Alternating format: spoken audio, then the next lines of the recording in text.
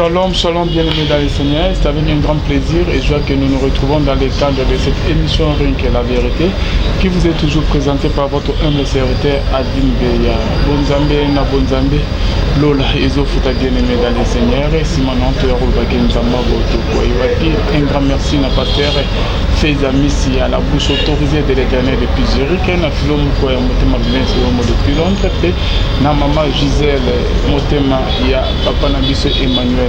Les frères Papi Kongé, Nandama Lola Mono, l'homme de Simangolo depuis Champ des Fonds. Bonzambe, na Bonzambe, Lola, Ezo Futa bien-aimé dans le Seigneur. Rien que la vérité aujourd'hui reçoit pour vous, Maître Papi, que vous connaissez très bien, il n'est pas présenté. C'est avec lui que nous allons nous entretenir tout au long de notre émission. Tokisaki Bonzambe, Namaloba bien-aimé dans le Seigneur. Toujours qu'on a respecté cahier des charges Nabiso, tout ça, Maître Papi. Mbote Papa Papi. Mbote Mingi, merci Mingi pour l'invitation. Pesi biso ba mokolo leo to profiter pe to pesa mbote na mukili mobimba oyo bakolanda biso na émission oyo ya kitoko oyo ils a toujours présenté par Mosali na Nzambe ndeko Alvin Bea. Maître Papi Kala to CP sur na to ya maona plateau na biso lelo concernant actualité et obligé biso que to beng so Maître Papi lisolo ya 6 millions ya dollars Maître Papi oyoka ki on avant que tout tuna misusi ya bana mboka. Bon, nayoka ki yango kaka ndenge malobela elekanaki na ba etando ike et lobby était gouvernement ako sala dépense il y a 6 millions de dollars pour na ba festivité il y a 1 an. Il y a alternance démocratique na mboka na biso. Tangu toyoka ki yango na bleu réaction na biso ezalaki ya koloba ete mbongo ebele boye pona nini kasi tangu tomekaki ko manyola ba rubrique ndenge nini mbongo yango ekosalema tomoni ke bon pona biso ezali décision oyo mokonzi ya mboka zwi pona ko commémorer pour événement ya munene oyo elekaki na mboka na biso les 10 dernières années ezali passage ya pouvoir pacifique na oyo esalemaki entre ndeko Kabila na ndeko Etienne Tshisekedi et Félix Tshisekedi. Donc ezali événement moko oyo batu bakoki kozwa ngo lokola likambo moko fait bene mais ezali na importance munene po na mboka na biso po yango nde ezali kofandisa démocratie. Tina ya démocratie mingi ezalaka te kaka po batu ba sala alternance à pouvoir mais ezalaka mingi lisusu pe po ba amener ba idée ya sika po na développement ekota na kati na mboka na biso Congo. Yango tango tomo yoki chiffre wana to kanisaki makanisi ebele to lobaki makambo ebele mais tango to meki kotanga makambo ezali na kati ya chiffre wana to eko comprendre lokola neti ba imboka bakonzi ya mboka bazali ko gérer comme mboka na ndenge ya mwa malamu mingi po na kati ya 6 millions wana ezali festivité oyo ekosalema na kati ya ba province nyonso ya RDC tala tozali na 26 provinces soko osali 26 divisé 6 millions divisé par 26 na kanisi tokozwa mwa chiffre moko eza même pas ya ba 100 quelques mille nyonso wana ozobeta calcul pona kolakisa ke bozana bino d'accord na chiffre ou comment parce que je nazo rappeler na bande que ozali moko ya cadre ya PPRD zo sepesa bino ou comment tezo ko sepelisa biso oui ezali ko sepelisa biso parce que ezali événement munene na kati ya événement munene bachaka pe ba moyen ya minene ezali lokola ngai lelo soki nazali kobala soki ndeko na ngai ndeko nani Francis Mbouy a salaki mariage nae a dépensé par exemple 5 000 $, et que le longa nazali kobala po na ngai na lobi na dépenser 20 000 $. Ezali ndenge bozu ezali komona na ndenge pe nazali kozwa événement o ya mariage soki ya monaki ke akoki kozala pe na 100 000 alobi non dépense nga na osala po na mariage na ngeza 5 000 eza nango malamu mais ngaso na lobi po na ngai eza événement o yaka mbala moko na vie ya moto et que fona sela ngo fête ya munene o batu nyosu ba sepela na dépenser 20 000 $. Ezali pe biso nyonso tout CP mais peuple azali contre likamongo papa nini plazanga ina yo population za contre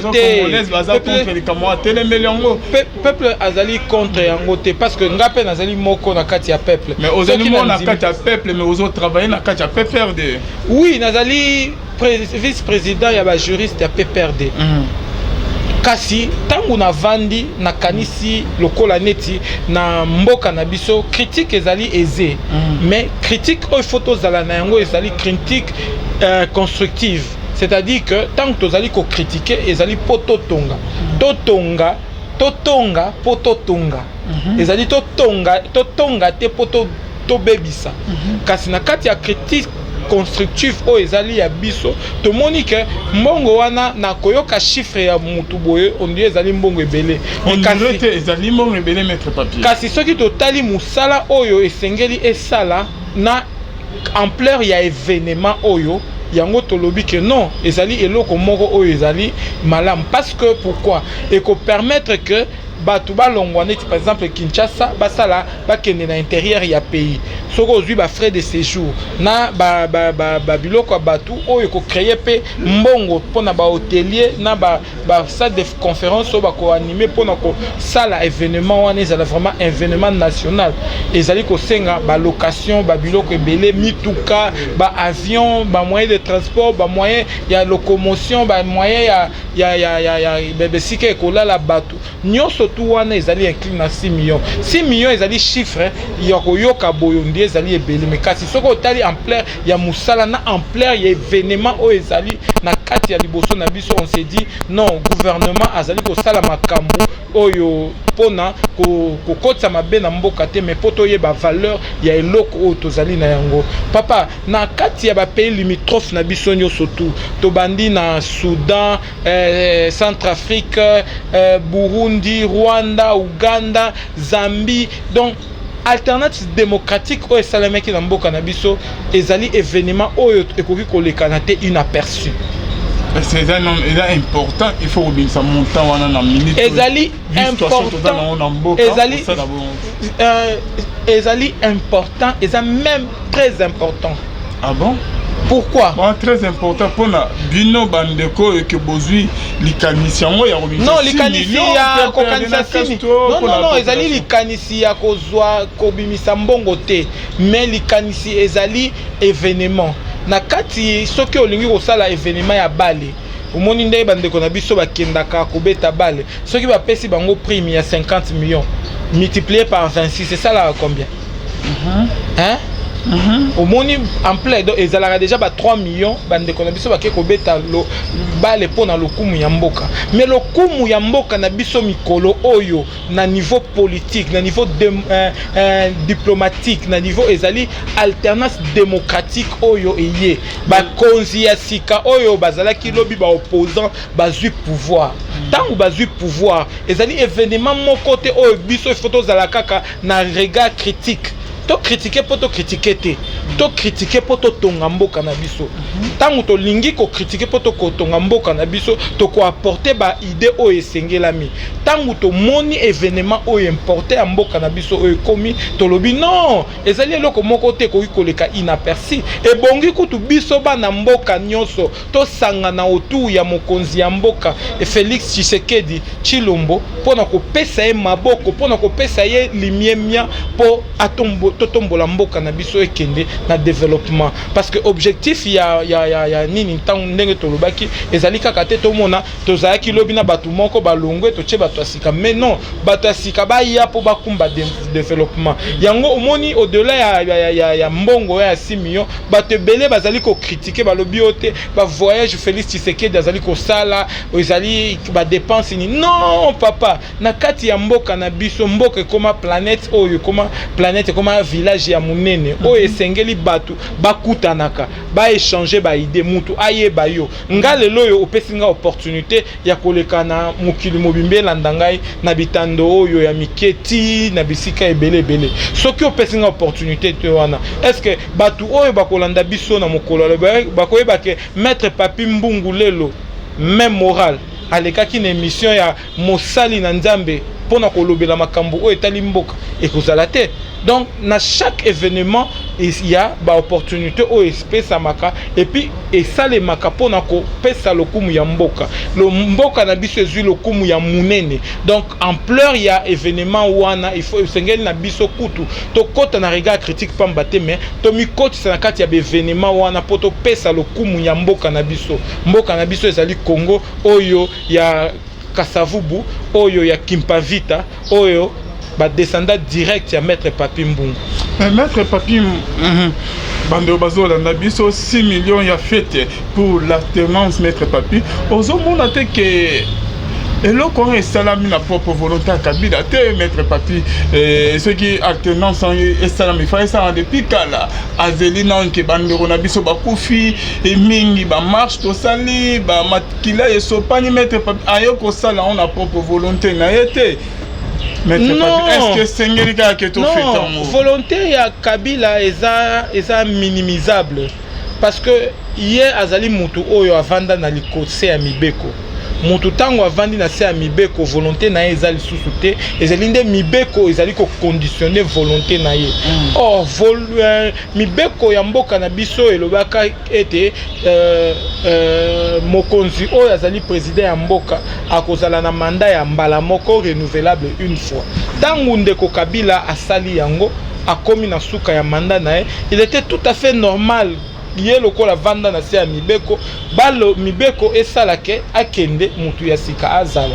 Mais bato ebele bazalaki kokanisa ndenge makambo ezalaki kaka ndeko Shadai ndako koleka président de la République. Mais nzambe lokola za mabongisi na ye habité makambo siko eleki na ngambo ya bato babiso tozali ko diriger et que siko na ngambo ya bato opposition baye na ba innovation na bango ko communiquer montant à 6 millions de dollars pour la fête na ensemble ya République papa eza na mbongo ya mukiete ya munene te mais ezali mbongo vu l'ampleur de l'événement ezali mbongo oyo ekoki pona événement wana ya alternance démocratique po ezali et sujet ya esengo ya mboka na biso koyoka ete mboka oyo ezaki considéré lokola mboko ezaki ya ba dictateur elongwe na mboka mabona kombo ba dictateur ekomi mboka ya ba démocrate.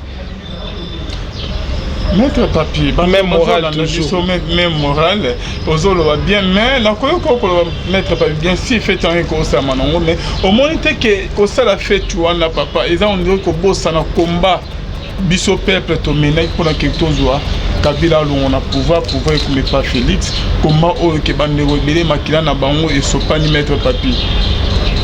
Non.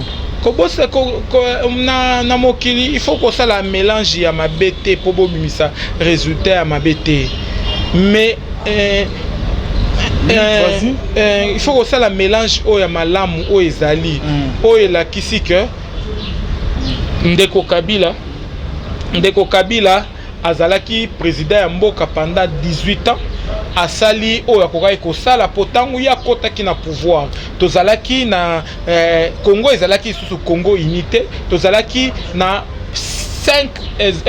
4 zones monétaires donc il a dit que awa tozali kolia franc congolais na côté ya nani bazali kolia dollar na côté ya Kasai kuna bazali kolia ba mbongo ya kala ba ancien Zaïre na côté ya est kuna bazali kolia kaka ba dollar na ba mbongo ya Rwanda na ya Uganda. Ebongaki nanu pona yende ko Kabila asala musala ya unification ya mboka asali yango lelo tozana na mboka na biso oyo franc congolais ezali koliama esika nyonso kolongwa wana ebongaki ye asilisa bitumba tango Kabila kotaki na pouvoir il y avait 4 belligérants bazaba benga bango ba oyo basimbaki minduki Kabila sangisi batu nyonso toke na Sun City tozui accord ya Sun City toye tosali ba élection ya liboso tosali ba élection ya mibale tosali ba élection ya misato et donc na kati ya œuvre ya vie ya mutu na mutu azala na ba faiblesse na ba effort na ye mutu ya mabe ya Satan azalaka te yango na kotala bandeko na biso bakolanda biso koyebisa bango ete mokili oyo ezali kaka mutu azana ba faiblesse na ye mutu azana ba force na ye mais na kati ya ba faiblesse ya mutu au lieu o nyata ye na ba faiblesse na ye esengeli kutu yo o aider à se relever na ba faiblesse na ye pona kotonga mboka na biso ndeko Kabila azaki na ba faiblesse na ba fort na mais na oya kokaki ko sala compte tenu ya urgence ezaki na niveau wana ezalaki unification ya mboka ezalaki unification pe na exercice démocratique e banda kotambola ekoma lokola ezo nzoto na kati na na vie ya congolais et salami lelo ya sali alternance ya ko sape ba Rwandais na kati ya armée na biso ndenge bazo bapeke mboke komisu papa omoni to banda koloba malamu ko mboka na biso lelo yo ezali sous occupation te mboka na biso oyo place to vanda te congolais moko te ya vanda pona ko décider si ba frontière ya mboka na biso ezalaka ba mindele na 1885 les ba décidaka ba découpage ya Afrique congolais moko te africain moko te azalaka occupation wana ebandaka à l'époque l'ère nani Stanley Aya lobby sans le Congo ne vaut rien sans chemin de fer, ne vont pas un iota sans chemin de fer. Occupation et bandaka depuis l'époque coloniale. Avant même l'époque coloniale, tozaki na occupation et donc kolbet ali solo occupation que ba Rwanda ba komi ko occuper mboka na biso ezali ko zwa makambu vraiment na beaucoup de légèreté.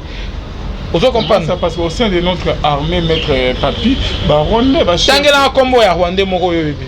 Non, on a le dit quand on a posé question mais bazali moi on attend pas déjà ceux qui ont eu bien information journaliste ou à Sengeli koloba vérité pas à peuple atangi Rwanda mais c'est presque tout le monde ba yebi ke non sous occupation ya bana ya ba Rwanda mais non papa ba Rwanda baza na Rwanda oyo baza awa baza bandeko na biso ezali te ke o juger mo armée na biso kuna par rapport ya morphologie na ye pamba esifite o azali congolais na définition ya constitution na biso ezali oyo afanda na mboka ya Congo avant 1960 mutu nyonso avanda na mboka na biso aza na morphologie otali elongine esangani lokola mwa banilotique mais soki avanda na mboka na biso avant 60 azali congolais définition ya nationalité na biso eza bongo et donc ezali trop léger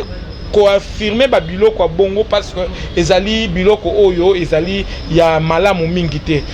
Au-delà de cela, est-ce que le Rwanda empêche le Congo de se développer? Moi je ne pense pas. Le Rwanda n'a jamais empêché le Congo de se développer, mais plutôt c'est notre intelligence qui doit être qu'on a mis en contribution pour contribuer, qu'on relever le développement ya mboka na biso. Et zali ba défi oyo président Tshisekedi azui yango na liboko na maboko na ye o azali ko sala pour changer vie ya peuple congolais pour pauvreté o ezali na kati ya mboka na biso ezali pauvreté ya pasi. Papa ndeko na ngai nakotangelo ndeko moko kombo na ye ezaki Joseph Kabila lobaki abi asali baane ebele loko arrivé te ezali ko changer mentalité ya peuple congolais mais c'est effort wana il faut continuer et que peuple congolais a changé mentalité yango ezali pe critique oyo tozali ko sala pona ko kotonga te critique au biso esengeli to kotsa na kati na bomoi na biso to sala ka biso ba congolais ezali poto apporter pierre ya kotonga eloko na biso ezali malamu ko critiquer mais critiquer pona ko critiquer eza na tina te critiquer pona ko mela solution soki lelo to mituni bon to critiquer 6 millions eza mbongo bolobi eza ebele to eza mukie c'est bon mais eloko nini to apporter par rapport à événement wana. Comment tu vas entendre biso ba congolais et loko ya malamu ya kitoko ekomi na mboka na biso alternance démocratique comment tu vas s'attendre que to commémorango to kopesa sa réponse nini réponse est simple il faut que tout ça to pesa mbongo ezala to sala événement to yebisa na mokili mobimba que Congo et sali alternance démocratique mukonzi ya sikazali et que lobby ba mukonzi mususu pe ya sika bakoya nyonso wana ezali pona kotonga mboka Congo et bouger mboka papa la plupart ya population ba teleme ba ligne oui omoni on ça la volonté à population te volonté à population ça peut ça comme est-ce que toutes les populations ba ligne ko fêter omoni ba réaction et c'est la mine du colo ya 6 000 $. En fait il faut qu'on ait une interprétation à malamu. Ce qui m'a dit, babimisi 10 millions de dollars na caisse ya l'État pour na kofuta batu okoki comprendre nango te ya moko loba 10 millions bongo ebele bo pour futa ka batu soko tali lelo na Congo ba fonctionnaire ya l'État montant au bafuta bango par mois oui montant nango ezala combien ce n'est pas 100 millions c'est au-delà de 500 millions et donc ce qui mutu ayoki eloko critiquer yango na ndenge ya bien c'est sens ya intervention na biso na poko ya lelo na mokolo lelo ezali yango wana to critiquer makambo o ezali critiquable et puis to amener solution tozui événement munene na mboka na biso comment tozo compter ko commémorer anniversaire o ya alternance démocratique soki ko lobby to vanda na prière même na prière et ko senga ke to chama bonzat même na église to kende ko chama bonzat soki pe to lobby journée chômé payé yoka so to bi journée jamais payé et là qu'est-ce que ba fonctionnaire wana ba ko futa makaka ata ba sali musala. Est-ce qu'on est obligé mettre papier à Rosalongola? On est obligé parce que c'est le dernier événement le plus important qui soit arrivé dans notre pays. Nous ne devons pas laisser ça parce qu'il n'y a plus personne. Mutu moko te na monde a ko célébrer les biso alternative démocratique. So ki biso moko to pesa ngo valeur te. Donc na mokili mobimbo za ba américain ba nani ba français ba belge ba nini ba ko commémorer événement wana te biso eza événement pour na biso yango na lobaki na yo na kati ebandele émission na lobi yo soki ozui mariage ya ndeko na ngai mukwaya mukwaya lobi ye azana na mbongo ebele abimisi $50,000 pour na célébrer anniversaire mariage na ye yo lobi te ngai na célébrer ngai pourquoi papi na bité na célébrer mariage na nga engagement il faut ba 2000 mais donc condamné te pour abimisi 50,000 pour na mariage na nga ko lobani na loba c'est que ye ayebi événement sans événement wana et donc pour na biso ba congolais événement o eleki alternance démocratique na mikolo oyo ezati. Et donc ceux qui va bimisi 6 millions et ça nango sujet à critiquer te à conseiller lango ba nani ebelete na internet ko koma to luka eza na muke eza événement l'équivalent ya 6 millions donc ceux qui vont comprendre nga événement alternative démocratique on l'équivalent à 6 millions pour tangu congolais moko azaki ko kufa ndenge olobaki wana po nani alternative démocratique ça les makite valeur ya congolais moko eza même pas 6 millions c'est valeur ya congolais moko eleki 6 millions na valeur et donc bakufi pona likambo PPRD sikani ya simba minduki pona oboma maître papier mais yebisa ngai te na bosani te omoni tangu mususu obosanaka tangu yo ozobeta lisolo wana tangu ndeko mususu akufaki ezalaki premier ministre azali na pouvoir azalaki mutu ya IDPS oyebi ete donc tozaki ba congolais tant baloba congolais aza pauvre le Congo c'est un pays pauvre balobelaka te po batu ya IDPS to batu ya PPRD bazwaka bango nyoso biso nyoso to ba congolais ba tie biso na liboke moko ba bengi biso c'est un pays pauvre et donc biso bitumba na biso ezalité ote biso batu ya IDPS biso batu ya PPRD te bitumba na biso ezalinde nani pauvreté o ezana mboka na biso to apporter solution à travers ba idée à travers ba contribution na biso tel que soit les camps politiques autres ko appartenir tokoki kozala na kaya parti pour le développement du Congo. Je prends un exemple quelconque. Mais ceux qui ont apporté le développement au Congo, tu ne sers à rien, tu n'es pas dans un parti pour le développement du Congo. Aujourd'hui, vous avez un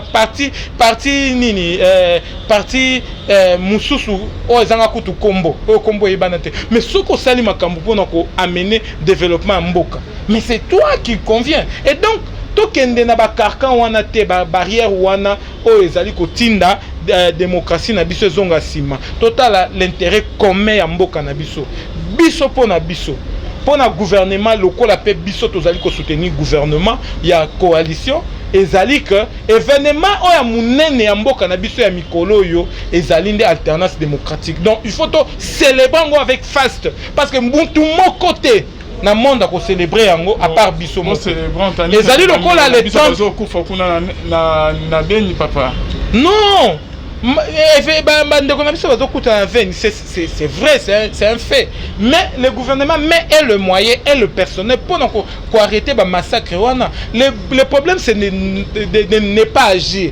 Quand on agit et qu'on n'a pas encore atteint les résultats, cela ne signifie pas qu'on ne fait rien. Le gouvernement a mis les moyens, il a mis les hommes. On a même, même le président de la République dit du haut du tribune, il y a congrès, Kolobake, to changer na batu. To changer na to pesi na mbongo ebele pour na ba massacre ya ben ici. Donc ce sont des efforts. Or les faits sociaux sont des faits têtus.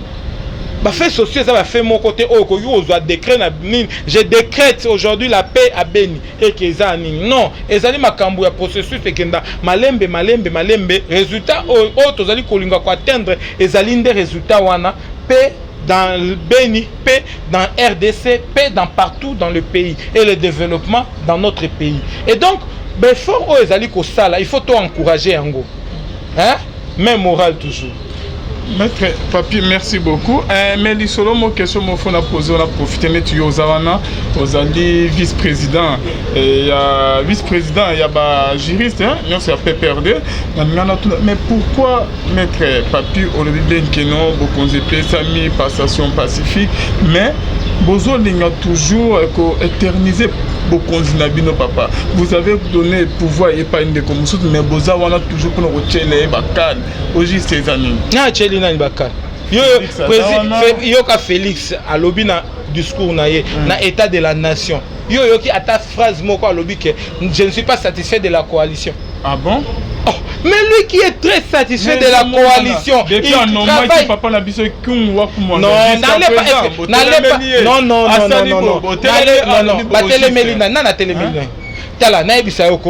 Félix Tshisekedi Tshilombo, c'est le président de la République. C'est là 9 mois. Est-ce que Abani déjà bon, j'ai pas l'information précise sur ce qui se passe là-bas. Mais seulement je me dis, le président de la République, le garant de la bonne marche des institutions nationales, il ne s'est jamais plaint de la coalition. Asa bimisa ta phrase moko te kolobaka. Non. Non mais Asa mumuté, mais Kabila alobi azaki 15 collaborateurs te. Pourquoi beaucoup vont qui mettent boutique que Félix nana a conduit beaucoup. Ah pour ça na ba congolais te. Félix ça kana ba congolais. Au moins que ba les pas.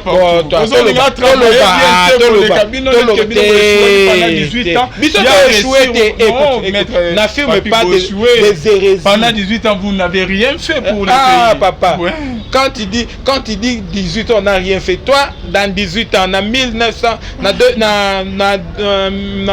2001 toi tu pouvais Kinshasa qui prendre un avion à Kinshasa pour arriver à Goma. Ah. Dis-moi, moi je te pose la question. Oui, mais ce qui a koya na Kinshasa pe a comité na Goma. C'était pas ça.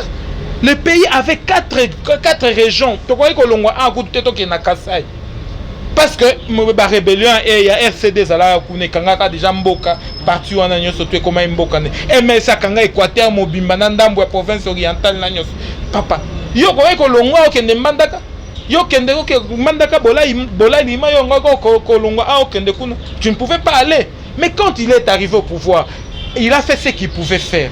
Mais aujourd'hui et demain, c'est lui Oyo a affirmé que Kabila na 18 ans na a salé l'autre côté. Azana mutamote mamabe. Parce que premièrement pour yo reconnaître bien fait à mon tout. Comment tu entends que yo ba reconnaître bien fait là? Et donc ozana nous mutu ya moté mamabe.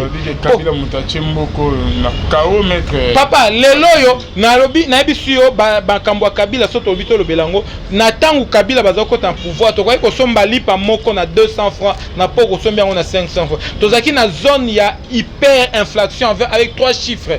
Parmi ba pays bata record il y a inflation dans monde. Biso tozaki parmi bango. Lelo toza en monnaie stable.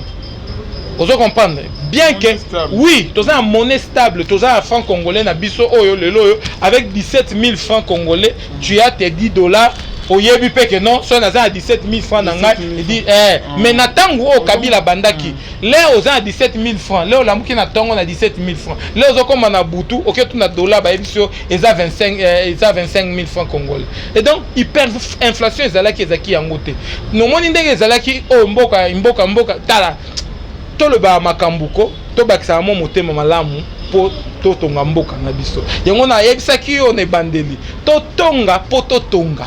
Merci beaucoup, Maître Papi. Même moral toujours. Il y a quand même moral. Le solo peut être bien il y a monnaie. Il paraît que monnaie moi il y a ce qui est bimi. Oh que basali que pour na que basani comment dire elonya Kabila na kacha monongo papa. Ezane bana mboka basili balobi que non Kabila tande komoko bakoki ko babea ka on eko immortaliser yete papa na mabe histoire omoni na so zo ba mabe Kabila sala mo ozo choquer intellectuel mon subconscient intellectuel bando bazola no bayimbo bazola donc soki ozo loba ke Kabila asali eloko mote na mboko ozo ko chauffer subconscient intellectuel ozo nationalité ni Maître Papi ozaka congolais donc papa OK tozo beta lisolo ya mutu oyo akuta démocratie. Ah, beaucoup de démocratie. Papa, tu as dit que tu as lobby. Les lois que tu as une assemblée à démocratie. On a vécu la démocratie avec Kabila. Okay. Les Congolais sont allés aux urnes et votant librement. Les Congolais sont partis aux urnes en votant librement. C'est avec Kabila. Élection alors. Ah, papa. Ok, vas-y. Les Congolais sont allés aujourd'hui se choisir de députés. C'est avec Kabila. Ok. Les Congolais sont allés aujourd'hui se reconnaître Congolais. C'est avec Kabila. Et donc, arrêtons de voir, de prendre le verre à moitié vide. Il faut savoir ce que nous voulons pour notre pays. Notre pays était désarticulé dans tous les plans. Sur le plan économique, sur le plan social, sur le plan politique. Notre pays était désarticulé. Aujourd'hui, nous avons un arsenal juridique sur lequel tout président de bonne foi, même les codes miniers, code minier, sali, makele, les belé, ambo, cannabiso.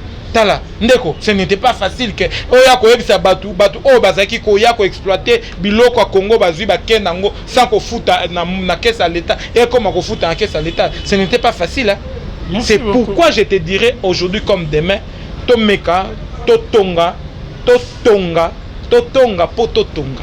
Merci même moral toujours. Papi, pardon de la monnaie hein? 10 000 francs. Non, monnaie et ça n'a pas spéculation et belé autour, il y a problème wana. Le vrai problème, c'est ce que nous faisons chaque jour, ce que nous posons comme pas pour le développement de notre pays. La monnaie n'est qu'un reflet. Hein? Et ça reflet économie nationale. Ce qui nani moko embaka mboka soki e baby monsola na yanga ekobe baka elongo awa sikoyo mboka na biso eza monnaie à franc congolais pendant ces 18 ans. Kabila n'a jamais voulu kebacha elongi na ye na kati ya mbongo ya mboka. Et donc ceux qui battent bakoya sima na ye bako reconnaître obi ba dollar $1 za elongo nani ya nani ya Abraham Lincoln ya Lincoln te za Abraham Lincoln oya fondé mais batu ba simane ba reconnaîtra bien fait na le lo so Félix Alongwe muto aye simana ya lobi non Félix a tellement makambo malam pona mboka chembongo na kona elongine. Est-ce que ça fait quoi? Ce n'est pas un problème. Donc c'est un faux débat. Je vais dire aujourd'hui et demain, même si la Banque centrale la gestion politique monétaire Yambo Cannabiso s'est décidé de mettre un billet en circulation qui a l'effigie du président Mouzé Kabila ou de Kabila ou de Joseph Kasavubu qui est mon descendant direct. Ça fait rien. Le plus important c'est de donner la valeur à cette monnaie et que le peuple congolais se retrouve. Ce n'est pas les monnaies, la figure de gens qui donnent la valeur de la monnaie, mais c'est ce que nous mettons pour notre économie. Il y a un monde qui bongisa mboka na biso. Papa nani, il faut qu'on soit longola ba critique acerbe et inutile. Donc quand on a un niveau oyo, déjà l'affaire mais vous méritez. Il fallait tout bas comprendre que ouais baza en affaire, il y a même morale. Va comprendre le message de merci. Quand il y a la kate, quand il y a moutezate parce que ngandenge naza boy mettre papi naza na quand il y a peuple. Bon na viva na yo. Mais ngana viva na yo, tinga motolia kalsani mokoti. Yebisanga siko. Ngana ndeko nani Arnold tolia kalsani mokoti. Ngana ndeko nani ndeko nani comment on dit sous nani John. Merci maître Papi. Il n'y a pas de problème par rapport à cela. Donc les téléspectateurs balanda biso ba y comprendre que surtout ba ya mboka mipaya tous à la calme. Au moni befo mingo bozali ko sala. Le quoi to comme na la période de bonne année na kozang ça peut te couper sa bango même moral. Bonne année, joyeux Noël. Merci 2020. Beaucoup maître Papi d'être venu. Je rappelle année à la réalisation. On était avec maître Papi, donc vice-président. Il y a des juristes, il y a PPRD bien-aimé dans le Seigneur Boyo qui m'a cambolé. Beaucoup à lobby, beaucoup pour réagir.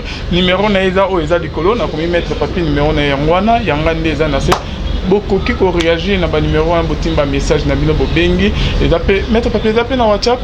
Nous sommes deux à 4. Ok, bobengi pour réagir, ils ont bien makasi maître Papi. C'est plus 243 80.